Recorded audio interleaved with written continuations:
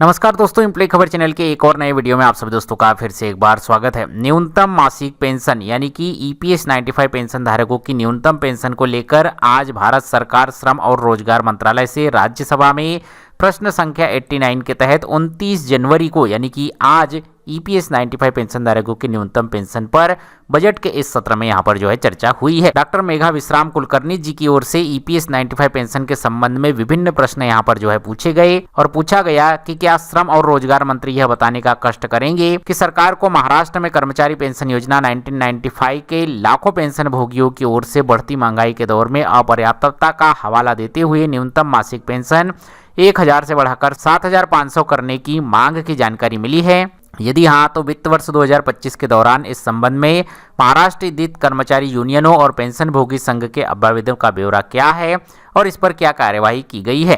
क्या ईपीएस 95 के अंतर्गत विशेष रूप से महाराष्ट्र के पेंशन भोगियों के लिए बीमांकित अध्ययन अथवा निधि की व्यवहार्यता का आकलन किया गया है और ईपीएस 95 पेंशन की वित्तीय स्थिति सुनिश्चित करने के उपायों सहित इस योजना के अंतर्गत न्यूनतम पेंशन पुनरीक्षित हेतु प्रस्तावित समय सीमा क्या है। कुल मिलाकर ईपीएस 95 पेंशन धारकों की न्यूनतम पेंशन को 1000 से 7500 रुपए करने के क्या प्रावधान है और क्या श्रमिक संगठनों की ओर से डिमांड मिली है और यदि डिमांड मिली है तो उस पर क्या उपाय सरकार यहाँ पर जो है कर रही है। ये प्रश्न यहाँ पर जो है पूछे गए थे, लेकिन दुर्भाग्यपूर्ण बात है कि जो जवाब यहाँ पर मिला है वह पूरा रटा रटाया और पुराना ही जवाब हमें यहाँ पर मिलता हुआ नजर आया है। वहीं इसके अलावा आप यहाँ पर देखेंगे तो जो सवाल स्पष्ट हमें यहाँ पर जो है समझ आ रहे हैं कि क्या पूछे गए हैं, वहीं पर जवाब आप देखेंगे तो पुराने जवाब के अलावा कोई भी नया इसमें जो है इंक्लूड होता हुआ कोई जवाब नजर नहीं आया है।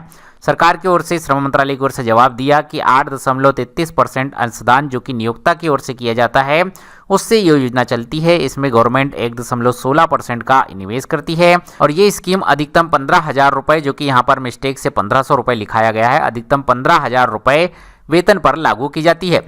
सरकार ने ईपीएस 95 के अंतर्गत न्यूनतम 1000 रुपए प्रति माह पेंशन देने की बजटीय सहायता से यहाँ पर जो है प्रावधान किया है। 1.16% का बजटीय सहायता गवर्नमेंट देती है। ईपीएस 1995 के पैराग्राफ 32 के अंतर्गत इसका वार्षिक मूल्यांकन किया जाता है, लेकिन इस बार वार्षिक मूल्यांकन कब किया गया था? पिछले कुछ जवाबों में वार्षिक मूल्यांकन 2019 में यहाँ पर जो है बताया जाता था, लेकिन इस बार यहाँ पर वार्षिक मूल्यांकन कब किया गया था और उसकी क्या रिपोर्ट आई है, क्या घाटे में है योजना, फायदे में है योजना और क्या किया जाना है क्या नहीं किया जाना है, उसकी भी जानकारी नहीं दी गई है। इसके अलावा भारत सरकार संबंधित निधियों की स्थिरता के साथ साथ भविष्य की देनदारी को ध्यान में रखते हुए ईपीएफ द्वारा संचालित की जाने वाली इस योजना का इन योजनाओं के सदस्यों को ठोस सामाजिक सुरक्षा कवरेज प्रदान करने के लिए प्रतिबद्ध है। ये यहाँ पर जो है ईपीएफओ कहता है। श्रम मंत्रालय कहता है कि हमारी जवाबदारी है, हम सामाजिक सुरक्षा कवरेज प्रदान करने के लिए प्रतिबद्ध है, लेकिन अभी भी न्यूनतम पेंशन केवल 1000 रुपए मिल रही है।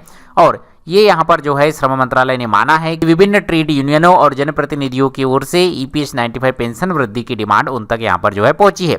ईपीएस 95 पेंशन के अंतर्गत राज्यवार कोई भी निधि नहीं है, सेंट्रल गवर्नमेंट की ओर से यहाँ पर जो है यह स्कीम चलती है, ये भी जानकारी दी गई है।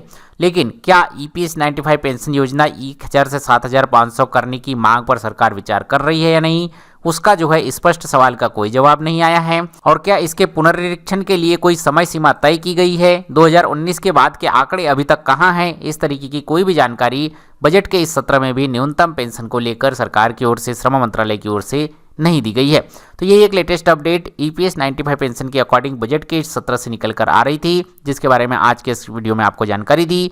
उम्मीद करता हूँ ये वीडियो जानकारी अपडेट आपको पसंद आई होगी। ये वीडियो जानकारी अपडेट आपको अच्छी लगी हो, वीडियो को लाइक शेयर, चैनल को सब्सक्राइब कीजिए। मिलते हैं आपसे अगले वीडियो में, तब तक के लिए जय हिंद, वंदे मातरम।